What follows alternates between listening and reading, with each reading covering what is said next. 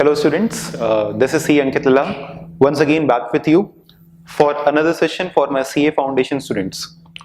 Students, I hope आप लोग अच्छे से तैयारी कर रहे हैं. आज ही एक्चुअली हम अपने स्टूडेंट्स के साथ में जो फेस टू फेस हमारे साथ में वाराणसी सेंटर में जुड़े हुए हैं, I was discussing with them some strategy for preparing law, तो I thought why not to discuss it with you as well. हाँ, आपको बताएं, एक बहुत बड़ा डाउट आपके मन में आता रहता है कि sir how to prepare the case studies, how to get those questions, from where to get those questions. तो first of all let me tell you, हमने आपके लिए एक चीज सिंप्लीफाई कर दी है. हमने सारे क्वेश्चंस जो कि हो सकते थे वो हमने एक पीडीएफ में मर्ज कर दिए. Now from where to get those questions, I have not made those questions by myself. I have taken those questions from RTP, MTP, each and everywhere.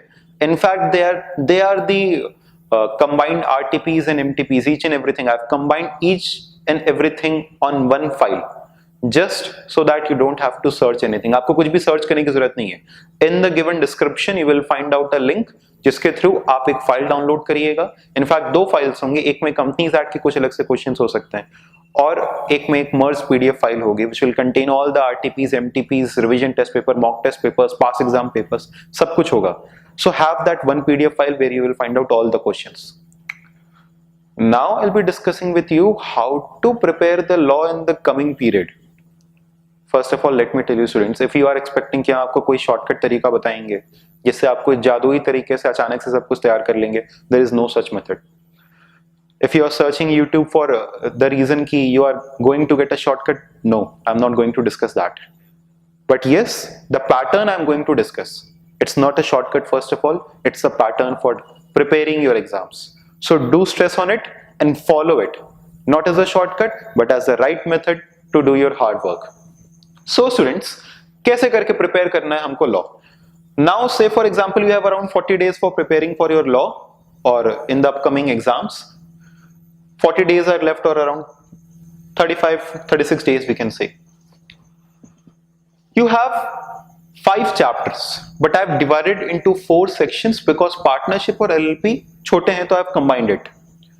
So you can take 4 sections: Contract Act, Sale of Goods Act, Companies Act and Partnership and LLP Act.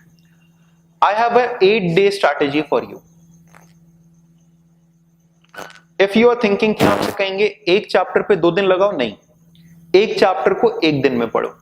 तो sir 4 section आपने बनाए, contract act एक दिन, cell of goods act एक दिन, companies act एक दिन, partnership LLP act एक दिन, तो 4 दिन हुआ. 8 दिन किस चीज का? एक चीज याद रखना, जितना पढ़ना है उतना ही रिवाइज करना है. तो इन 4 चैप्टर्स को आप 4 दिन पढ़ो अच्छे से. एक दिन में एक चैप्टर एकदम बढ़िया से एग्जॉस्टिवली याद करो, छोटे बच्चों की तरह याद करो. ठीक है, इसको याद करने के बाद then come to practising the case study. As I said, हमने अभी एक पीडीएफ अटैच किया है इसी के साथ में, तो आप उस पीडीएफ को डाउनलोड करो. If you feel it necessary print करिए उसको. If you do not feel it necessary, save paper. ठीक है, आप पीडीएफ से रीड कर सकते हो, read it from the PDF. If you do not find it comfortable, print it and then keep it at one place. But do one thing, do not refer multiple questions. कुछ भी XYZ कुछ भी देखने की जरूरत नहीं, उतने questions practice कर लो, हो जाएगा. ठीक है, बट होता कि एग्जाम टाइम तक में हम लोग मल्टीपल चीजें रेफर करने लगते हैं, तो that creates a lot of confusion. Do not do that please. So go through the case studies and the questions. I have compiled RTP, past exam, MTP, refer each and everything. देखो ये traditional तरीका है जो कि पहले follow किया जाता था. आजकल पता नहीं क्यों फॉलो नहीं किया जाता है, बिकॉज हम लोग मल्टीपल चीजों को रेफर करने लगते हैं. That is very wrong. ठीक है, go through the pattern given by the institute and you will obviously get very good marks. So 4 days for preparation, 4 days for revision. 4 days for preparation, 4 days for revision. In this manner you will be spending 8 days on law. और जब आपने 4 दिन में तैयार किया, 2-3 दिन का gap दे दो. 2-3 दिन का गैप देने के बाद फिर रिविजन करो. और एक बार आपने ये 7 to 8 days स्पेंड कर दिए लॉ के ऊपर, then you need not study law before your exams, because अब आपको गैप भी मिल रहा है लॉ के लिए 2-3 दिन का. So you can utilize that gap as well. But in this way, if you prepare yourself, you will obviously have a very good preparation. Do download the file as well. There is one more line which I have once again written to stress upon it. You will not pass the exams by what you have learned, but what you have retained. Why I focus always on this particular line? Because हम लोग कई बार पढ़ बहुत सी चीजें लेते हैं लेकिन शायद उसको ढंग से लिख नहीं पाते हैं बिकॉज हमने किसी भी चीज को रिटेन नहीं किया. Instead of referring multiple books और multiple materials, read that one thing multiple times. Read that one book multiple times, as many times as you can, and you will find out कि आपको चीजें याद होने लगी हैं.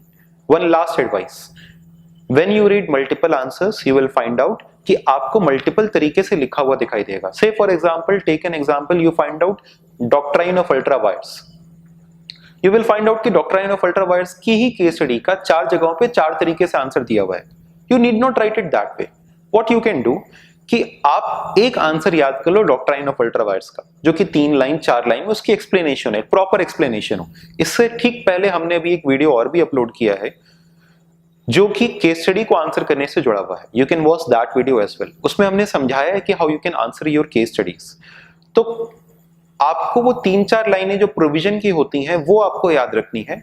After that you can answer the facts of the case और the conclusion in your own manner.